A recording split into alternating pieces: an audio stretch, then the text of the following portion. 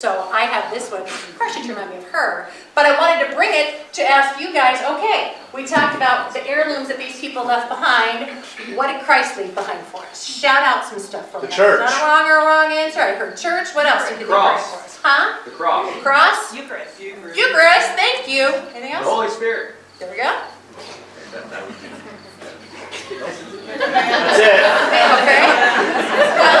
Okay. Well, Beatitudes? It's his example. Gospel is his example? Exactly. So, I have these concrete things from my grandparents and from my father-in-law, but the point is that Jesus left behind the church. He left behind the Eucharist. We have his word, we have his example. He's left us all of these things. So now our job is to take that and run with it. And we're supposed to be the ones who pass that faith down to our kids. What makes G.I.F.T, growing in faith together, different is that you are not dropping your kids off at a CCD class once a week while you go to the grocery store and then, okay, let's go get this sacrament and then we move on with our daily lives. The idea, and I don't mean to badmouth anything that is a weekly CCD. I grew up with weekly CCD, but the point is, your kids, whether you feel qualified or not, your kids are going to remember your example and your words and your teaching much longer and at a much deeper level than anything than any other teacher is ever going to teach them. And that's what we want you guys to focus on, okay? So it is family formation. If you don't know something, don't sweat it because you can learn it together, all right? So with that said, with my people on the end here, we're going to pass out the books just to kind of walk through this a little bit. One per family, please. There you go. Take one and pass it down.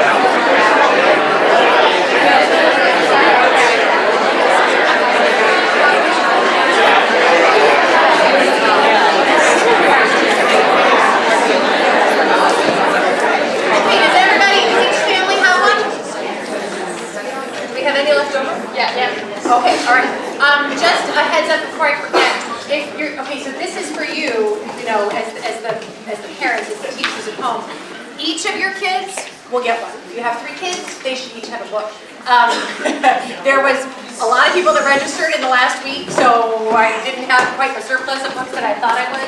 So if any of your kids come home today and say, my teacher ran out of books and they couldn't give me one, please shoot me an email, let me know that, and I will get the order placed and we'll make sure that you guys are all set for next month, okay? So what I would like to do is just walk through this a little bit, just to help you feel comfortable with it. September, and I can't emphasize this enough, the month of September at home, it's really just about getting comfortable, reviewing some basics maybe, and just getting yourselves into maybe a routine, with prayer or with the Bible, and then when we hit October, there'll be some more details. Join me please in opening up to page, to the contents, there we go. All right, so your table of contents is outlined here on pages 1, they're Roman numerals, 1 and 2 with the Roman numeral 2. Let's go to the quick start guide on page Roman numeral 3, okay? And you guys can all read. I'm not going to sit here and read this to you, but what I did want to do is just draw your attention to the things that I feel are most important. Please stop me and ask me at any time if you have any questions. Just shout out, okay? So I'd like to draw your attention to step 3 on this page, the second sentence. And I can't emphasize this enough. It is not necessary to complete every activity.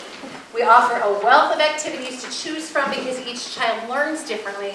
So select the activities that best suit the learning needs of your family and the ages. I mean, if you have a 5-year-old and you have a 12-year-old, they're probably not going to be doing the same thing. So the idea of this book is not to go, okay, there's 7 lessons, let's get all 7 of these done, bam, bam, bam. And, choose the ones that are going to mean something to you and your family and that everybody can have a discussion about and relate to. Okay? It's not a case of just being done.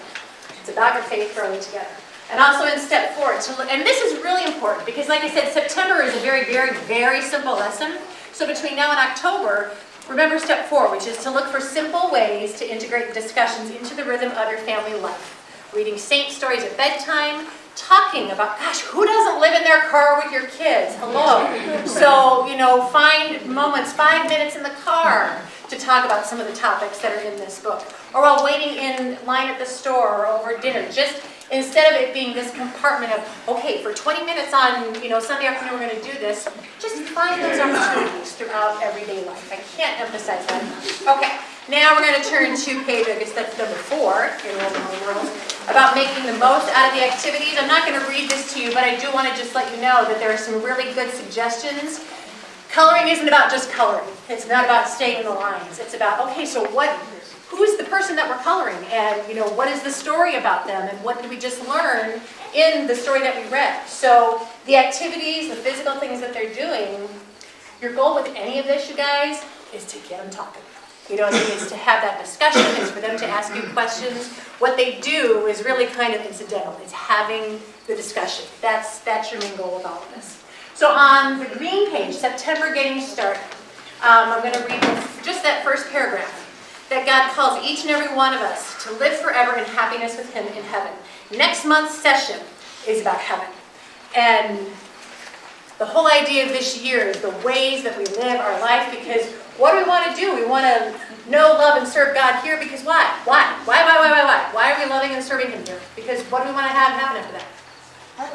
Yeah, we'd like to hang out with Him forever in heaven. That's the whole idea. So you're going to see this theme in here a lot this year. Since every human person is made in the image and likeness of God, we are responsible for our moral decisions. In all of our actions, there are 2 choices set before us. To choose life in Christ that leads to heaven, or to choose the slavery of sin that leads to death. There is always a choice. We tell our kids that at every chance that we can. This year we'll be studying the signposts that Jesus gave us, especially the 10 Commandments and the Beatitudes, in order to help us make moral choices and stay on the path that leads to Him. So the overarching theme for this year is morality and life in Christ. The Sophia Institute has a 4-year program. So last year we completed the sacraments. This year is morality. Next year will be prayer, and then the year after that will be creed. And then essentially it will start to repeat, but then your kid is 4 years older. So at that point, then the discussions should be at another level. So are we good so far? Okay, we're going to turn to page 2. And all I want to say about page 2, his father Chris more or less touched on it when he was in here about being your child's first teacher. One of the things that struck me the most when I started this job last year was how much fear there is in parents of, well, I don't know that, or I'm not qualified, or what do you mean I'm the one that's teaching them because, I didn't go to school for this. You know what? Those people that are downstairs or across the way, I mean, some of them are teachers by trade, but they didn't go to seminary, they didn't go to theology school. They're there because they love their faith and they want to pass it down. That's all you need. So please, just get past that stigma of feeling like I'm not qualified. You are your child's parent. Nobody else has that role. Nobody else can have that kind of influence. So please, I'm here to help. You can always call with questions or, somebody within this group. But just don't worry about being wrong about something. Okay? Enough said? Okay. And then on page 3, There's an activity that goes through the whole year, and that's true for all 4 years of the program. This activity is called your journey board, and so each month when you do some of these activities at home, the journey board is one that you will always come back to, so that by May, when you're all done, you will have this journey board hanging somewhere in your home, and you can see, I don't want to give away too much, but you can see, what it is that you're learning throughout the year. Basically, all you need to do between now and October 14th is the next class, get a piece of poster board.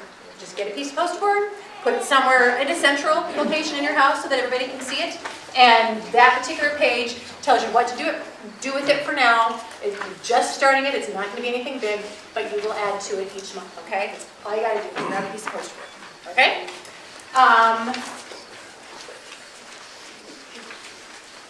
Page 4. I think there was a typo in here because it says your Catholic home, prayer before meals, and this whole thing's about the Bible. So I'm not sure. They literally, these came off the presses like a month ago, so they're obviously still, doing some proofreading. But like I said, this first month is about basics. Those 2 basics being prayer and a familiarity with Scripture and the Bible. Wherever you are is wherever you are. You are not supposed to be at a certain level. We're just going to work with where you're at and keep moving forward. So on page 5, just to get an idea of what the lessons look like, Bible basics. Every lesson has the age level that the activity is for, the recommended time, this one being about 10 minutes for all ages, and then what you need. And what you need is your kids' book, because the kids' activity books are broken down each month, so it will tell you what page to go to so that you can do this activity together. This one is more or less, if you turn the page, the Bible basics is really more or less kind of a matching thing. What comes from the Old Testament, what comes from the New Testament, which ones are the Gospels. Again, it's going to depend on your child's age.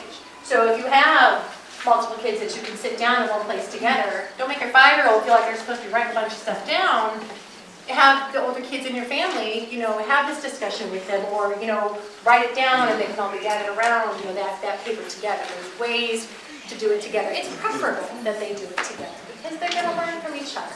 And then it saves you time, because if you try to sit down with each one of your kids, then you're not going to want to do this. Andrea?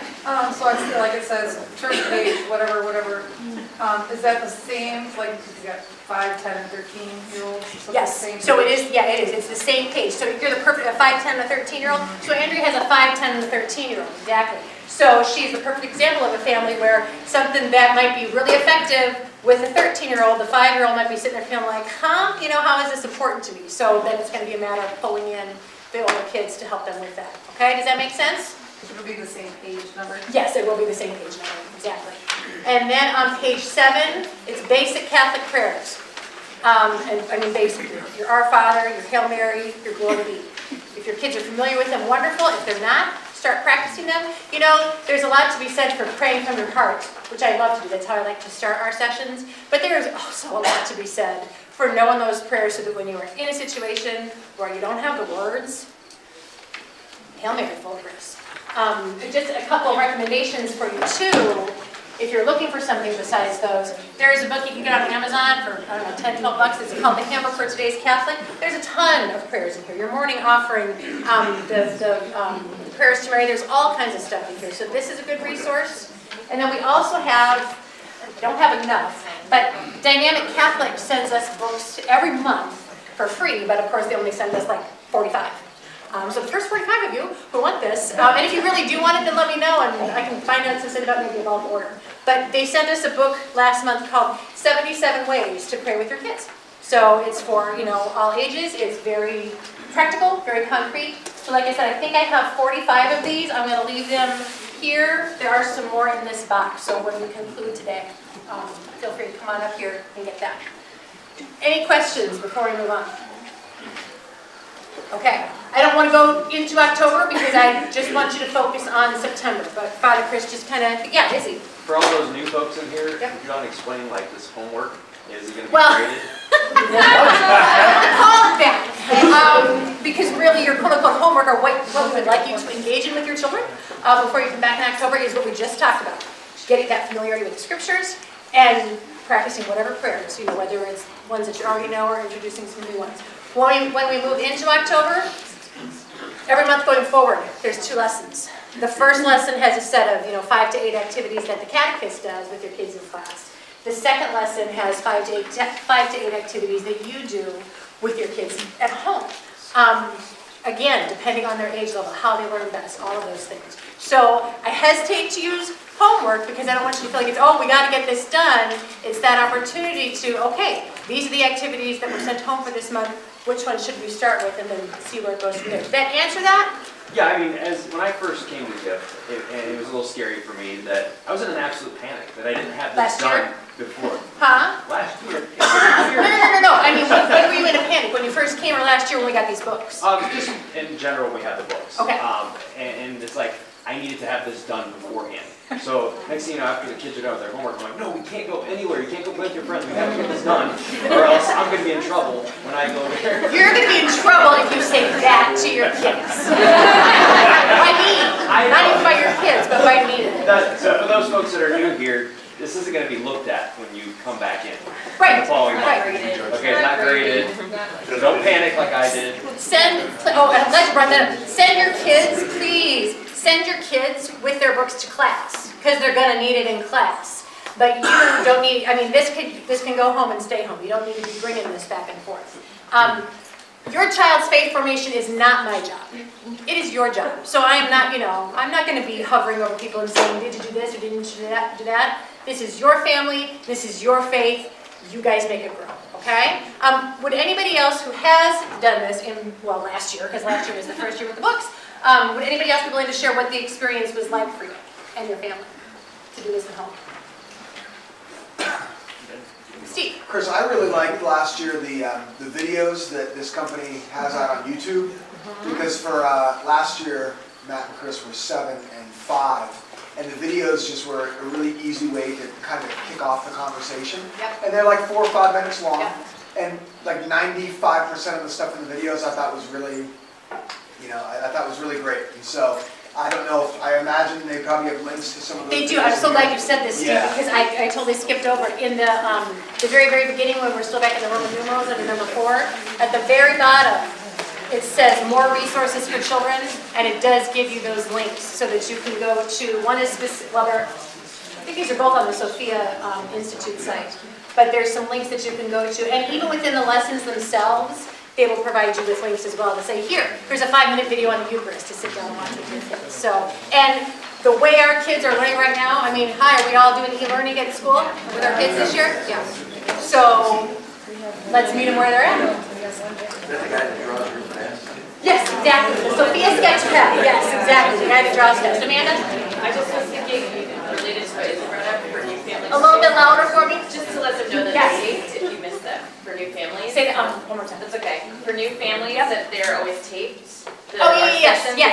The parent session, you mean? Yeah. So if you are unable to make it one month, please let me know that so I can let your catechist know as well.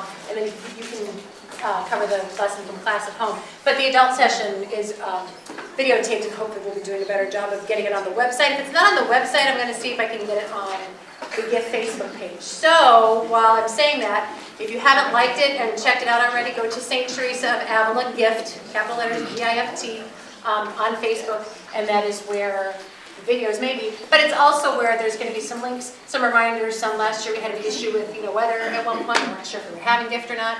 So just make that a regular. Make that something that you check out on a regular basis.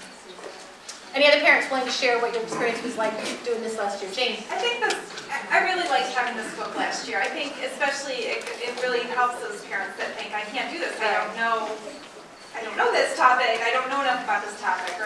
But I think in this book, a lot of the activities have what you need to know before you begin. Yes. Oh, yes, exactly. And that's a great. It's just a really great background on the topic, and it really informs the parents. Like, this is pretty in detail what you need to know to teach your kid. So it's really, I think the book's great. Yeah, so she brings up a good point. At the beginning of each lesson is a section that says what you need to know. So don't go into it blind. Don't sit down with the book for the very first time with your kid and you haven't looked at it. Because there's some great background information. It's very helpful. That might help you answer some of your kids' questions. Anybody else? Paige? We love the Saints. just learning about one each Oh, month. yeah, because there's one each month. And then Catholic.org, I believe is the website, it has videos about saints a lot of times. So a lot of times my kids check out, so I just put that on and it tells them about the saint too, so I can have a whole kind of lesson just about the saint too and try to get it into our monthly, like that's the person you pray to and talk to and try to think about. And then also, we have a saying in our house, Catholic faith is really cool because we're constantly learning. And mom does not know everything, either does dad. So he can teach. So just so you know, that's why I tell him, I don't know, let's go find out.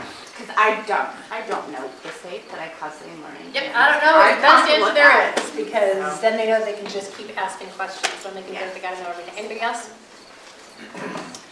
Did y'all get one of these? Fabulous. I have a ton, you can put more than one. Thank you, Amanda, for that idea. Amanda Zelahowski and our parent advisory board mentioned this idea, 6 months ago? Put it on your fridge so you know when to be here. But the other thing that I want to draw your attention to is at the bottom. We started using an online resource last year called Form, which the parish pays for. So it's free for you. You don't have to pay anything. All you have to do, this was the stumbling block for so many people, which is why we decided to put it on the magnet. All you have to do is go to form.org, and the first time, only the first time, you will have to put in this registration code that's down here, 9GGCPY, all caps. Once you put that code in, then you choose your login, you choose your password, so that when you go back, you don't have to remember any more codes, you just remember what your normal login and password is. Once you take a look, and we're also, this was another idea from Amanda, hoping to do a tech night maybe in October where we can sit down, yeah, I'm talking to you too, where we can sit down and show parents how to use perhaps the website, but Formed in particular, because there's tons of stuff. It can almost be overwhelming, but it's just an unbelievable resource. I have the app on my phone. I use the app on my phone more than sitting at my computer. But when I'm sitting there waiting to pick up the kids from soccer or wherever else, I can listen to a 15-minute talk or start a video that I can put it on pause and come back to the last 20 minutes before bed. It's a great resource. And not just for you, to teach your kids about, but for you personally, for your faith. It's something that yeah, you got confirmed. It doesn't mean you're done learning. There's so much great stuff on there. So please utilize it. Utilize it. Just get your money's worth for that. Okay. All right, moving on. Let me take a look at the time here. Oh my goodness, it is 10:15. So I gotta prioritize here. We're gonna try to wrap. I want to wrap by 10:30 because I want my reconciliation and communion parents to join me outside for a little bit. We'll get some fresh air. If you have a child being confirmed this year too, before you go, confirmation parents, just come on up here and get this bright pink paper with the schedule on it, okay? But what I want to do in the next 15 minutes is talk a little bit more, and your kids are talking about this in class today, because we're talking about how we need to hand down the faith and how it's our job as parents and all of that good stuff. Faith formation matters to you and to your kids when Jesus matters to you and to your kids. So that's the conversation that you really need to be having. That's the relationship that you want to be building and that you want your kids to be building. So has anybody ever been to a funeral for somebody in the family that you haven't seen in 20 years, or you get invited to your high school reunion and you could care less if you see any of those people? Anybody been in that situation before? Okay. Did you go? How did you? Oh, you have it way up. Tell me about that, Mr. Burns. What was the experience like? Anytime I go to anything with my wife's side of the family.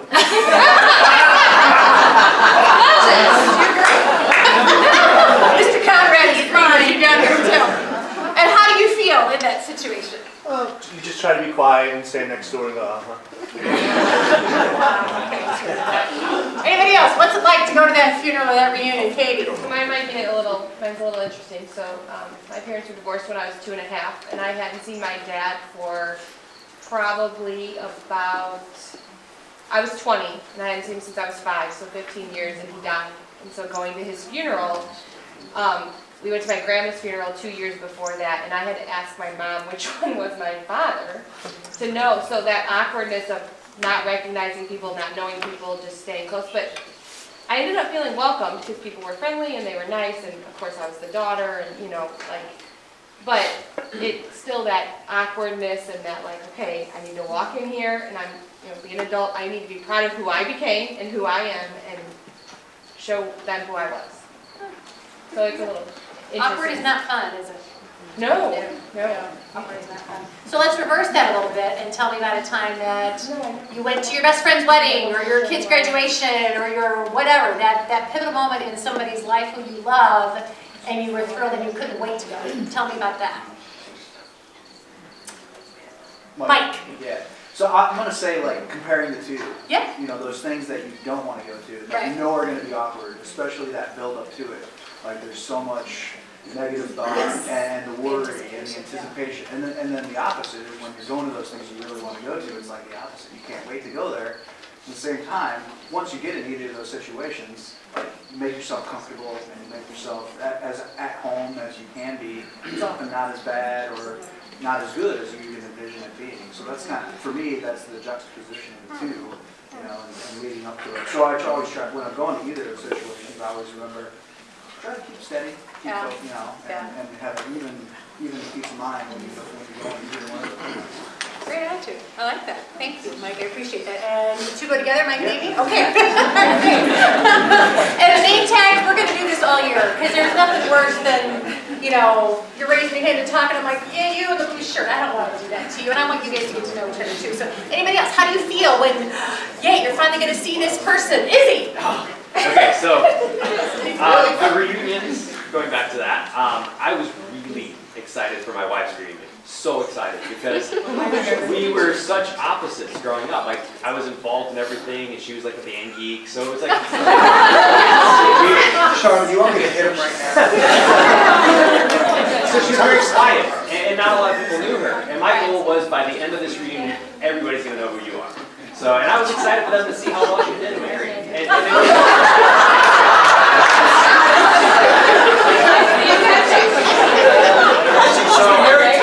Is there a reason there's 3 people sitting between you?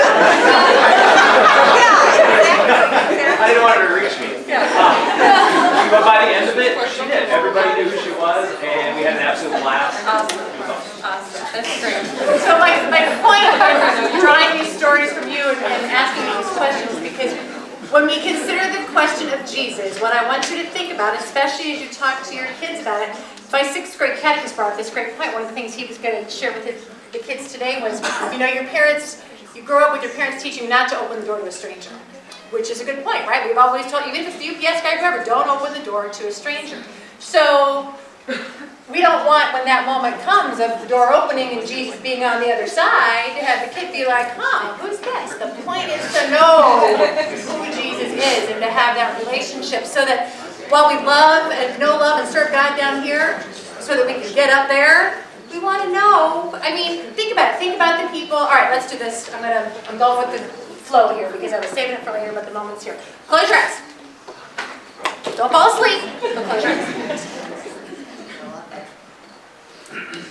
I want you to picture someone you love who is in heaven now.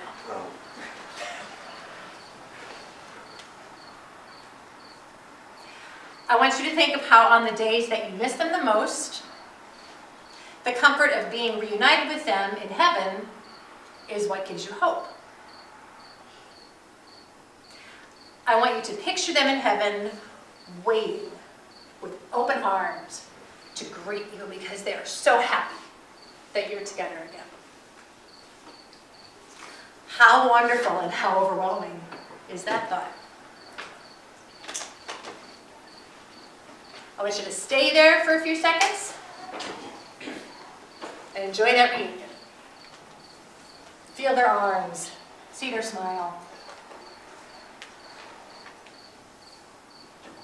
Next, I want you to picture your loved one ushering you through the gates of heaven to introduce you to someone. That someone is Jesus. Take him in. Notice his features. The gleam in his eye, the gentle smile on his face, and the loving hands that he extends towards you.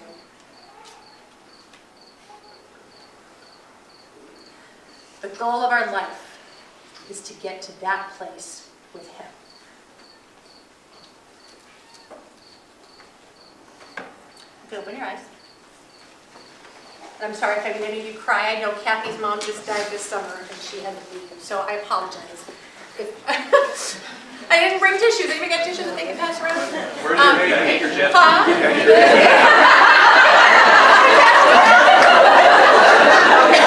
See, my grandma would love that. That's the best thing ever. My point with that, though, is really, truly, I can't wait to see these people. Yeah. So, if I'm excited to see those people, I have to get my kids really excited about wanting to see Jesus too. I don't want them to be on their way to heaven and be like, who is this guy? So it is up to you to teach them about who Jesus is. That he is a human being, he is a person who experienced all the same things you did, and he is God. And we have this amazing faith where even though our church is going through what it's going through, and we all have kids who, mine were itty bitty the last time scandals really, really broke. So this time around, one newly confirmed and one 14, they have not been fun conversations. But my point to them is, I am a Catholic because of my faith in Jesus. I am not a Catholic because of the moral excellence of our human leaders. So that's where our emphasis needs to be. If you walk away from the church, and it's not to discount anything anybody's been through, but if you walk away from the church, that's what he left behind for us. Don't walk away from it. You got to get in there and fight when it's really, really hard, and it's really, really hard right now. Were you going to say something?